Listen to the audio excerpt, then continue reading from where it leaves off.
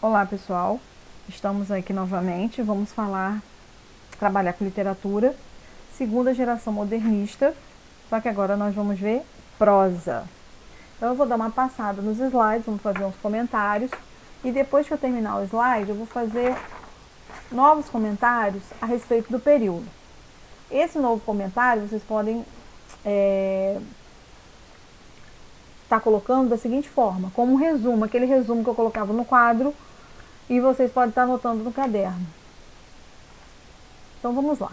Segunda geração modernista, prosa. Nós vamos ver essa prosa de 1930. O Nordeste e o Sul se encontram. O que é isso? Então a prosa de 1930 é a busca da identidade para o homem brasileiro.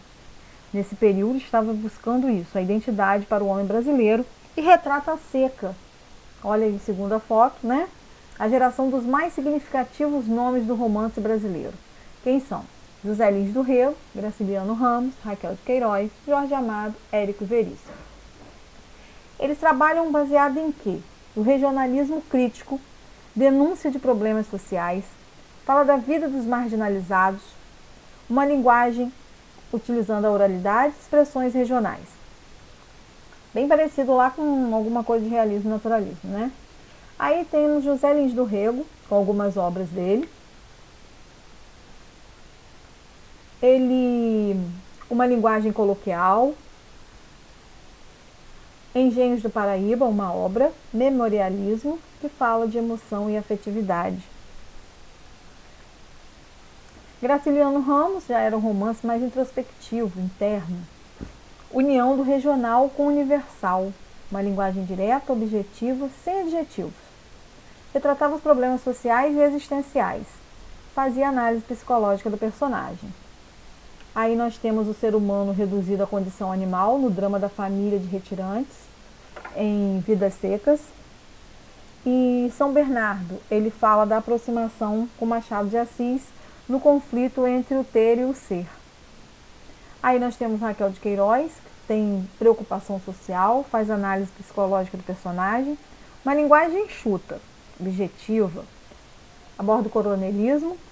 Então o 15 é uma obra dela, que aborda o pleno sertão do Ceará, quando a seca dizimou boa parte da população pobre do estado.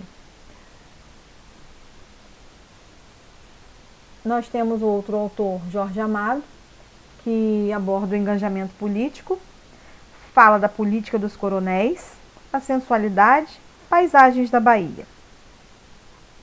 Ainda temos Érico Veríssimo, com romance social, fala do passado histórico, de costumes gaúchos e da força da mulher.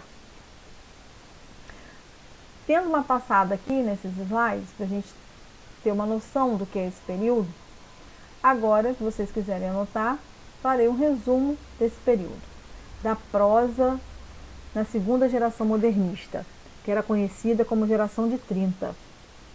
Então, para muitos estudiosos, a segunda geração modernista representou um período muito fértil e rico para a literatura brasileira. Ela foi também conhecida como fase de consolidação. Nesse período, a literatura vivia uma fase de maturação, concretização e afirmava novos valores, a afirmação dos novos valores modernos.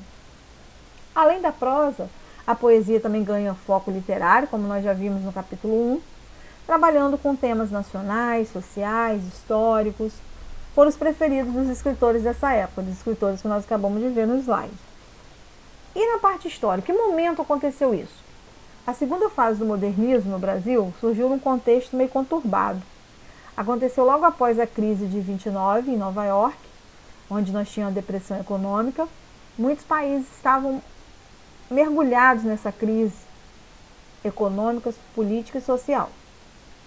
Isso faz surgir diversos governos totalitários e ditatoriais na Europa, que levariam ao início da Segunda Guerra Mundial. Essa parte histórica, esse cenário histórico, além de aumentar o desemprego, da falência de fábricas, nós tínhamos a fome e a miséria no Brasil.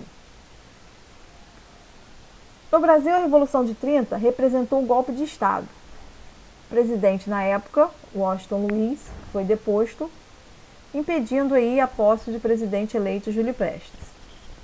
Então nós temos o início aí da Era Vargas e o fim das oligarquias de Minas Gerais e São Paulo, que era denominado a política do café com leite. Então nós só estamos situando em que momento ocorreu isso, a parte histórica. Getúlio chega ao poder, a ditadura no país também se aproximava aí com o Estado Novo. Então era só para a gente situar quando ocorreu essa geração modernista de 30, essa prosa, para saber por que eles retratavam esses temas e quais eram as características desse período. Influência do realismo e do romantismo, viu? Quando eu falei lá no slide que eram características realistas, então eles tinham influência do realismo e do romantismo. Eles valorizavam o nacionalismo, a nação, a pátria, o universalismo, trabalhavam com regionalismo, retratava a realidade social, cultural e econômica, valorizava a cultura brasileira e tinha a influência da psicanálise de Freud. Trabalhava como a temática cotidiana, dia a dia, numa linguagem coloquial, informal. Utilizavam versos livres e brancos. Então a prosa de 30, nessa fase, o grande foco da prosa de ficção eram os romances regionalistas e urbanos, lá do romantismo, né? E caracterizava. Eles tinham preocupação com o quê? Com problemas sociais. A prosa nesse período, ela aproxima a linguagem coloquial da regional. Ela mostra, com isso, ela mostra a realidade dos diversos locais do país, no campo e na cidade. Principais autores e obras: José Américo da Almeida, com A Bagaceira, Graciliano Ramos, com Vidas Secas, que ele aborda o sertanejo, o problema regional, o problema com a seca do Nordeste, a fome, a miséria. Jorge Amado, que desenvolve a prosa regionalista e urbana nos seus romances, País do Carnaval, Cacau, Capitães de Areia. Raquel de Queiroz, com o 15, aborda a seca. José Lins do Rego, no seu romance Menino de Engenho, que aborda o quê? Os engenhos do Nordeste, a temática do ciclo da cana-de-açúcar no Brasil.